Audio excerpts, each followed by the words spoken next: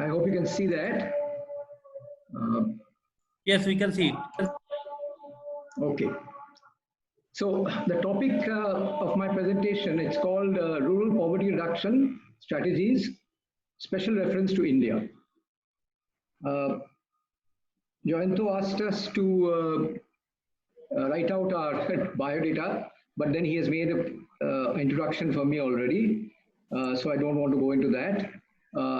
As he has mentioned, I have basically worked in various areas as an academic, as an administrator. Half my time has been in administration in India, and I've also worked with 44 developing member countries of Asia in the Asian Development Bank. And when I saw ITN Malang was organizing this, I was very happy. I spent 4 very wonderful years in Indonesia, and visited East Java, very near Malang. I've been to Mount Bromo, which falls very near this township of Malang, and I have very fond memories. So what I will be speaking on with you today is something basically based on a report that I prepared as head of the task force on rural poverty set up by the Asian Development Bank. And that was done around 2008 or so, but it is pretty relevant still now. Most of it is relevant, but I'm especially focusing on India. Okay, basically my presentation will be in 2 parts. First, I will talk about overall characteristics of rural poverty, and then after we talk of that, we'll talk about strategies to reduce rural poverty. So poverty is mainly a rural phenomenon. In India, for example, India's population as a whole is still mainly rural. Even by 2035, even though the population is declining, rural population is declining, it remains more than 2/3, about 2/3 right now, but it will reduce, but even in 2035, it will be about 60%. And the urban population will be about 40%. Now, as far as poverty is concerned, the share of the rural population is even more. Of the total poor in the country, in India, 80% live in rural areas and 20% in urban areas. So basically, when we're talking of poverty, eliminating poverty, basically we'll have to look at the rural areas mainly, begin there. And so that's where we have to focus attention on. Now, rural poverty still remains very high in India. Poverty in general has significantly declined, and that's happening all over the world. In India too, we have experienced a very sharp decline in poverty. It has come down. Sorry, let me go back. Yeah, it has come down from about 37% to now about 21% overall. But and this fall in poverty has happened because mainly 2 things have happened. One is there's been a sharp increase in growth, particularly agricultural growth. But that has not been the only answer to poverty reduction in India. The other factor is that there's been proactive public action in terms of trying to increase rural employment generation and active anti-poverty programs. So these have also helped. Okay, so we have, for example, in India, a very large program called Mahatma Gandhi National Rural Employment Generation Scheme, which I think is now very well known all over the world. And it has had a tremendous impact in reducing rural poverty. Okay, but despite all of these efforts, poverty still remains very high. And in rural India, 1 in 4 persons still are in extreme poverty. Okay? And the fall in poverty in rural areas is less dramatic than urban poverty. So 2 things are happening. One is the incidence of poverty remains very high, and rural poverty is not declining as much as it should. Okay. who constitute the rural poor? First of all, it is landless and marginal farmers, laborers, landless laborers. That's the major one, very major group. Then women and families living in female-headed households. Socially excluded groups in our country, these are what we call scheduled castes and scheduled tribes. Coastal fishermen, graziers and herders, poor in rural non-farm activity. Okay, we'll talk about that in great length. Poor living in resource-poor areas such as mountains, hills, coastal areas, okay, marginal lands, and so on. Having large families, high dependency ratios, low education and skill attainment, high underemployment. These families have also low knowledge and capacity to take risks and compete in markets. They lack access to basic infrastructure and lack access to finance and technology. So just by merely looking at what they lack, we know what are the areas, thrust areas in terms of interventions that we have to make in order to reduce and eliminate poverty. Okay, now let's go into the strategy to achieve zero rural poverty.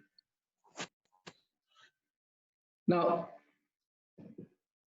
as we said, poverty is mainly in rural areas. In India, for example, about 200 million people are poor living in rural areas, but double that number, about 500 million people are in the vulnerable category. That is, people who are just above the extreme poor level and who can fall into poverty at any time. Okay. Now, the categories of poor in rural areas fall both into farming families as well as non-farming families. Okay. And I'll be talking now about 5 main areas of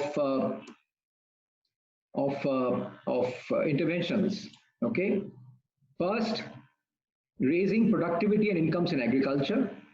Secondly, managing natural resources and the environment. Third, expanding non-farm rural economy. This is very important. Fourth, promoting social development. And fifth, building rural institutions. These are the 5 major pillars, if you will, of the strategy to eliminate rural poverty.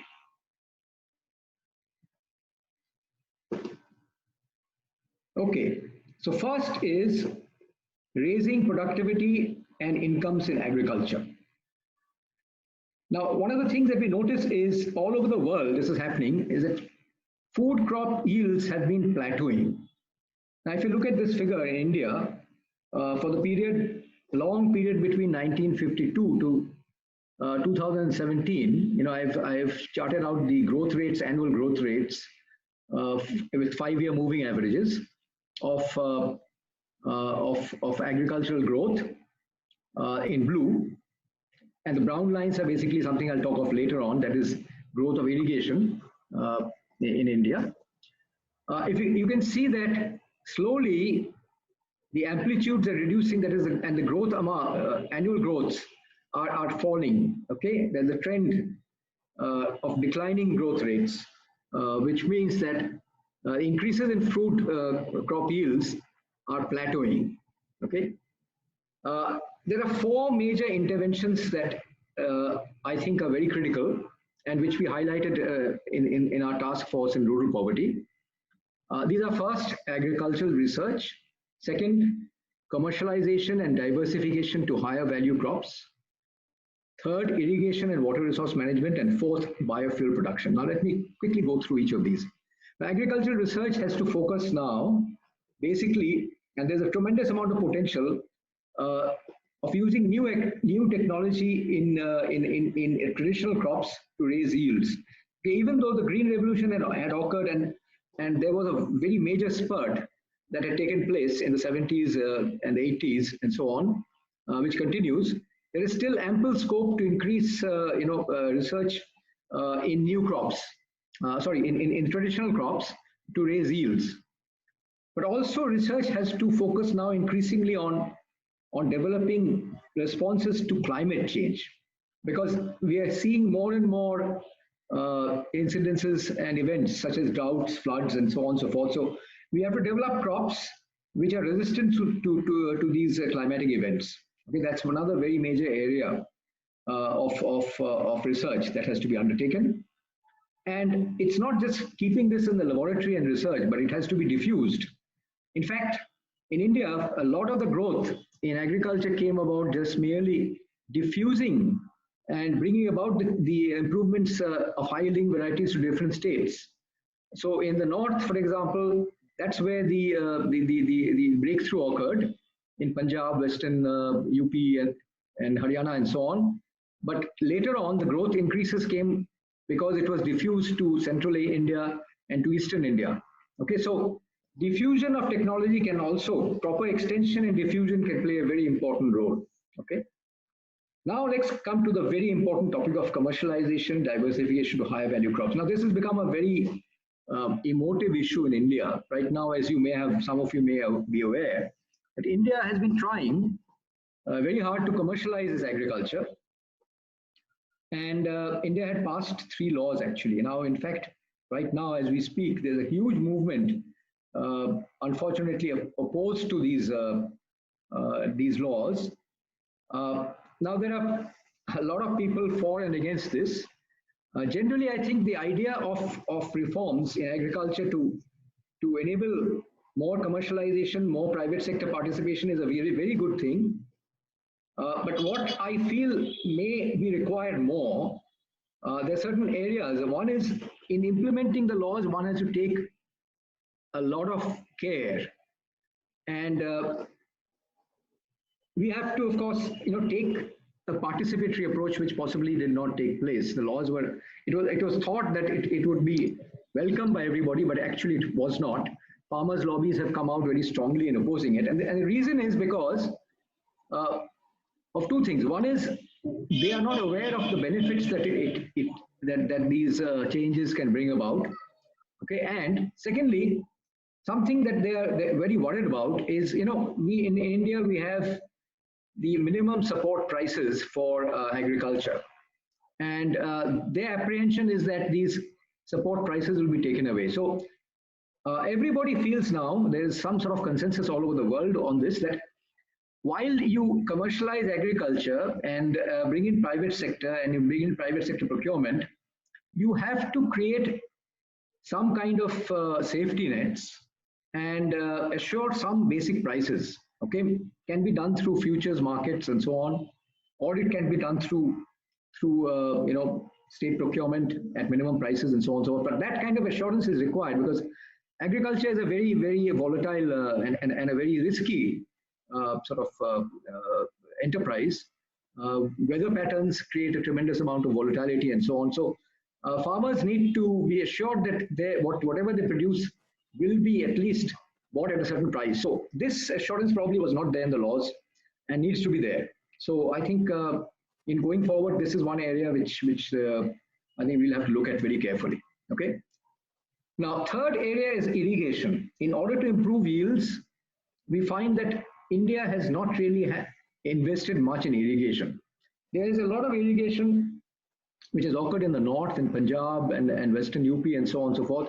But the eastern states, for example, West Bengal, Bihar, and so on, surface irrigation has not moved as fast. And as you can see that in this figure that I've produced here, the brown lines show the increases, the 5-year moving averages of growth in irrigation. And like yields, that also seems to be moderating, which is probably the reason why yields are also moderating. So irrigation and yields go together. So therefore, a lot more investment has to be undertaken, not only in India, everywhere, in the area of irrigation and water resource management. Finally, there's a huge opportunity for agriculture in biofuel production. Okay, apart from food, huge energy demands are occurring, and there will be a need, and there's an opportunity in biofuel production. Some people say that, okay, biofuel production might take away from food, which will be a risk for food security. But in that case, what we should do is use a huge amount of wastelands, for example, which are still available. For example, in India, a lot of jatropha cultivation, which is one of the biofuels, which is being sort of attempted to be produced in large quantities. It can be grown in waste areas, wastelands. So that's where we should use these. Okay. Okay. Now, second is reverse environmental degradation and combat climate change. Okay. This is the second major plank of rural poverty reduction, rural poverty. And small farmers all over the world, including India, are facing declining surface and groundwater for irrigation. In India, for example, we also have the problem of salinity as a result of this, okay, which is threatening crop yields. Rural communities are also hit by degradation of soils. Okay, apart from water, it's a question of soils. Also, forests are being degraded, watersheds are being polluted and degraded. Okay, coastal communities are also facing depleting fishery resources. So these are some of the environmental problems that they're facing and which we must address. In addition, there is the growing problem being caused by climate change, which is also going to disproportionately affect the poor. Now, poor have limited capacity to confront the increasing hostile weather events that is occurring, such as floods, cyclones, droughts, etc.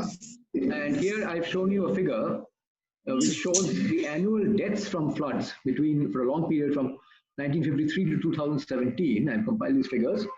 And these show a trend of increasing deaths from floods. Okay, which means that, and these deaths are basically, affecting poor families the most. It's basically they who cannot cope as much, and this is where the impact is.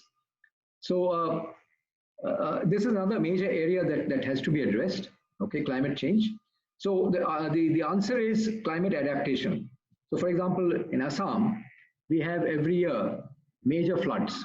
This is a perennial issue. Every year there are floods, and the intensity of the floods are increasing. So, adaptation means strengthening all the embankments and so on. There's a lot of costs involved, but these investments have to be made. Okay, so this is one way of preventing floods. Okay, so this is another area which is very, very important. Okay, the third very major area and the third major pillar is strengthening the rural non-farm economy. Okay, we call it RNFE. The rural non-farm economy is actually quite big and significant. In India, for example, although 64% of rural employment is in agriculture-related activities and only 36% is in non-farm activities, but in terms of production output, the rural non-farm economy contributes 61% of total output and agriculture only 39%. And another very interesting data is the average incomes in agriculture is about 1/3 less than in non-agricultural activities. So therefore, it is very clear that the future of rural poverty reduction is actually expanding the rural non-farm economy and away from agriculture to the extent possible. We have huge amount of surplus labor in agriculture, which has to be moved away from agriculture into non-farm activities. So three major interventions are required. One is addressing the unmet needs of the RNFE, that is rural non-farm economy sector. Secondly, promoting rural towns and growth centers for these RNFEs. And third, scaling up rural infrastructure. I just want to talk a little bit about this. What are the unmet needs? There was a survey that was carried out, which we did as part of the task force's work. I found that basically the responses were, the unmet needs were in areas of financial services, credit and insurance, for example, infrastructure, basically power, transportation and communications, market information on products and inputs, new technologies including ICT, education and skills development including business skills. Okay, These are some of the major unmet needs of the RNFE sector. Now, apart from meeting these needs of the sector itself, what we also need to do is promote rural towns and growth centers. Now, to do so is very crucial for the RNFE economy, because growth centers provide advantages of scale for rural services and for industries, and for they also provide advantages of what is known as agglomeration. That is, each type of enterprise benefits from the presence of others, okay, from inputs and outputs and so on. So these agglomerations are very important, and therefore rural towns are very important for the overall growth of RNFE, okay, rural non-farm economy. China, for example, this played a very key role in China's very dramatic reduction of poverty, particularly rural poverty. Growth of non-farm economy, particularly small towns, played a very, very key role. And in India, we have not done enough in this area, and much more needs to be done. I'm taking India as an example, but very clearly this is true for almost everywhere in the developing world. Okay. Now, areas where we need to focus on when we talk of rural non-farm economy is municipal infrastructure. Okay. Fiscal incentives for promoting these small towns. Okay, so if industry or services come, we might have to give them tax breaks and so on to encourage them to come there, rather than coming to urban areas. There's always a tendency for all industry and services to go to urban areas, but for them to come to rural small towns, you have to give them special incentives to do so. You have to provide business facilitation services. Okay, one-stop shop for industry and services development. And then, of course, improve local governance. Okay. Now, the third plank for this RNFE economy is rural infrastructure. Infrastructure is required for all of these things. Okay. Infrastructure will be required for growth of agriculture, growth of rural growth centers, as well as for RNFE, the rural non-farm economy. It will be important for expanding opportunities for wage employment. Okay, because once you have roads, for example, people can move out from their area, rural areas, and look for other opportunities elsewhere where you can get a better deal, and for enabling migration. Infrastructure can also help you access better education and health services. Okay, particularly if infrastructure is planned in such a way that these units of schools and educational institutions and health centers are connected to infrastructure. So not just any infrastructure. When you plan infrastructure, it has to be with the intention of linking them to education and health services. And of course, we have often a lot of isolated communities, and that's true of everywhere in the world, which cannot be linked and which remain poor as a result, and infrastructure necessary to provide that linkage. Okay, so these are very briefly some of the three very major areas where you need to intervene in order to strengthen the rural non-farm economy, which, as I said, is as important and is a potentially an area of very great potential for removing rural poverty. Okay, the fourth major plank is expanding social development in rural areas. Now, it is well known that rural areas lack a lot of things which urban areas do have. Okay, and they're far behind in many areas. And this little figure which I prepared shows for India, in a large number of health and education and infrastructure areas, the differences between attainment in rural areas and in urban areas. In every case, you can see there are significant differences between social development outcomes in rural areas as well as urban areas. So therefore, this itself is very, very key.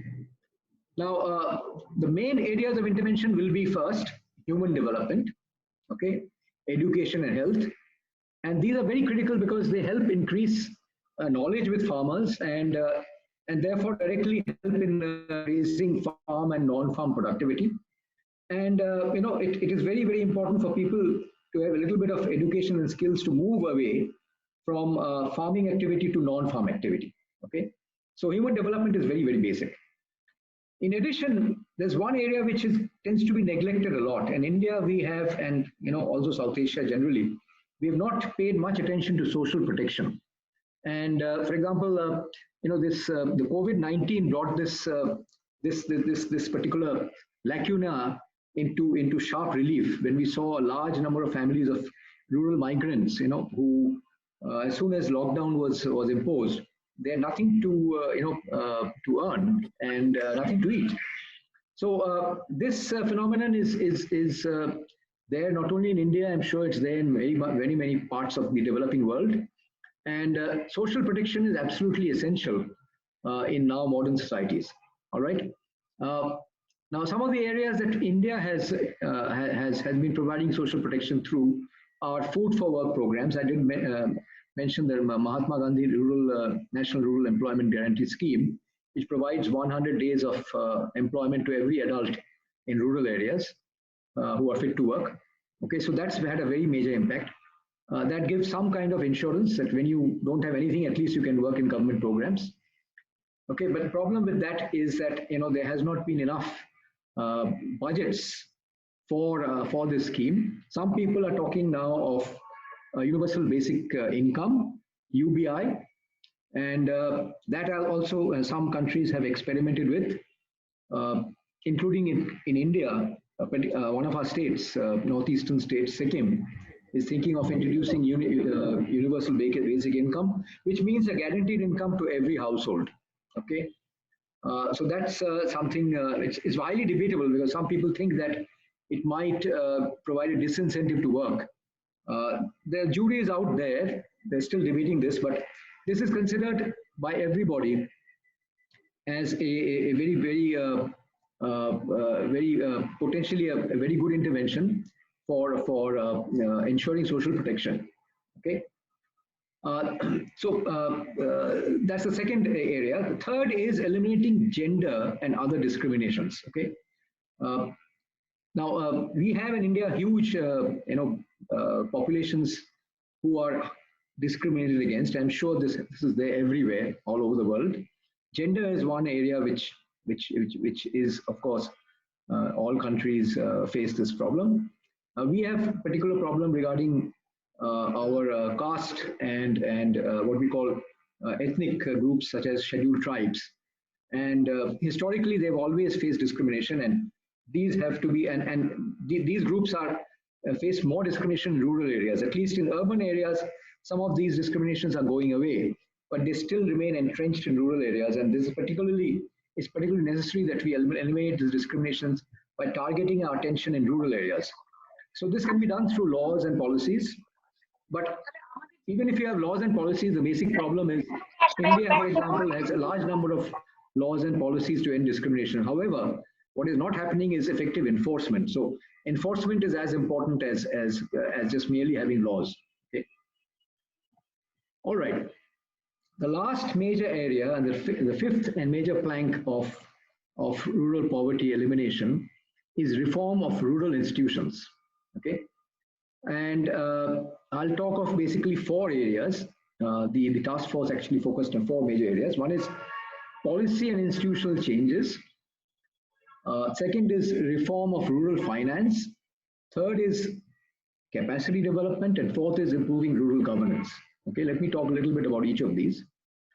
Now, policy changes are required in several areas. And I've spoken about some of these areas.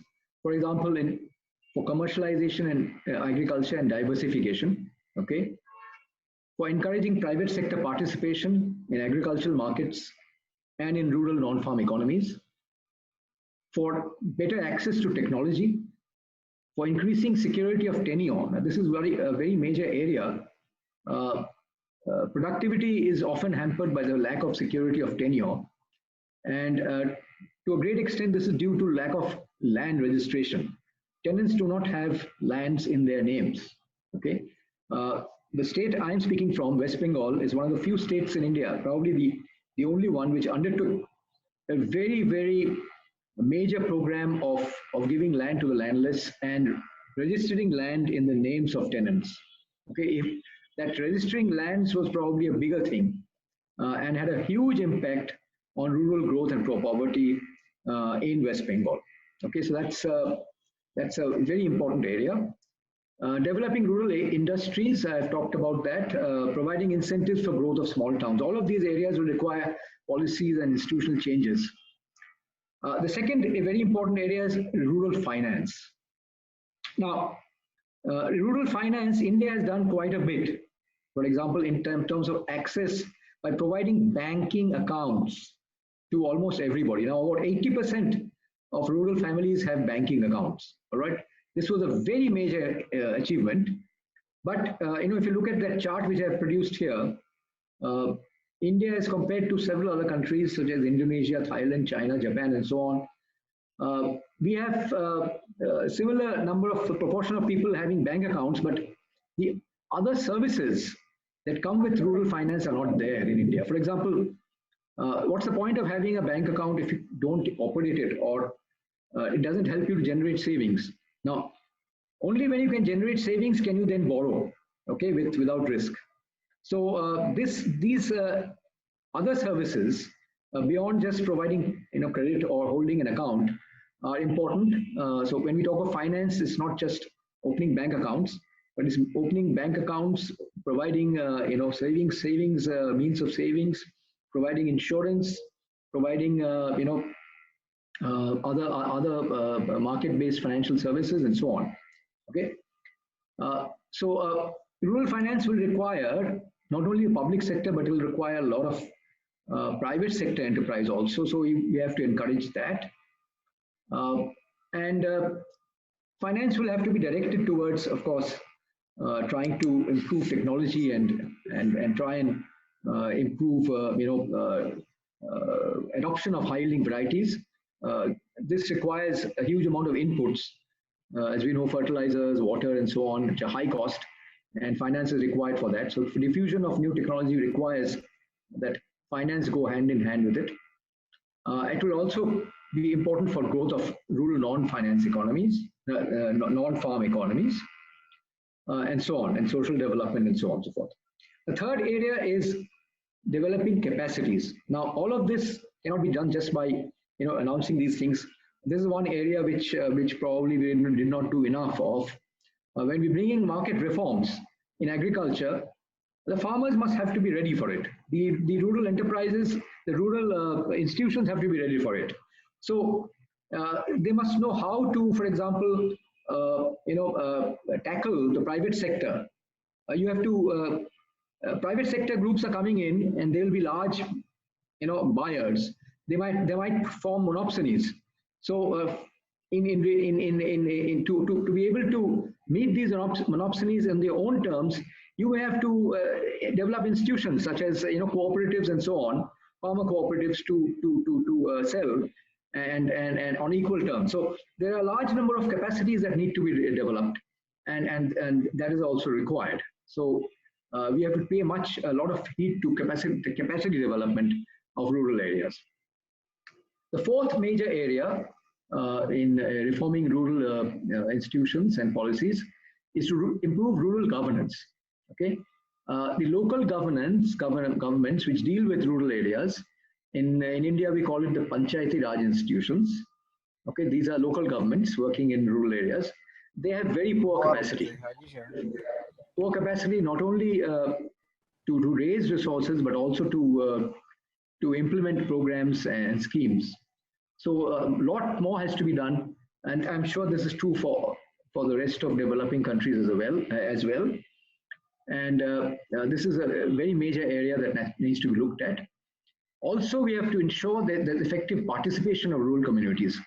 A lot of things are being done top-down without the effective participation of communities, and this is another area which needs to be addressed.